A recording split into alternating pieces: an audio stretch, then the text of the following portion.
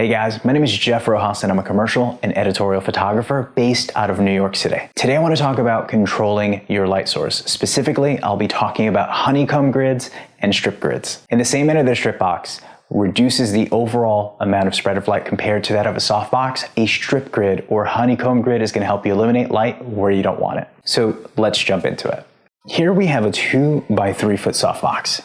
And since we're working in 60 square feet of space, you can see that I have light spilling both on my subject and on the background. Now let's assume that I want to photograph my subject and shoot a dramatic portrait and darken down my background, but I also want to keep the same pattern of light on my subject's face. If I had more room, I could easily be able to move my subject and my light source an equal distance away from that background. Unfortunately, because I don't have much room behind me, this is when a grid becomes an invaluable resource.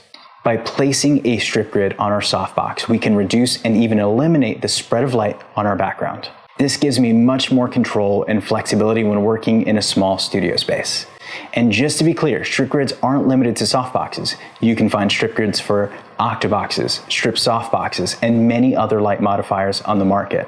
But the most important thing to remember when purchasing either a strip grid or honeycomb grid is that the smaller the degree of the grid, the narrower the beam of light. Again, the smaller the degree of the grid, the narrower the beam of light. To demonstrate, let me show you how that works using a speedlight and a Rogue 3-in-1 grid. The Rogue 3-in-1 grid comes with a 25-degree insert and a 45-degree insert. And when you combine those over one another, they combine to a 16-degree grid. So what does that mean? Well, let me demonstrate. Simply put, at an equal distance away from our subject, the larger grid will have much more of a spread of light compared to the smaller degree grid.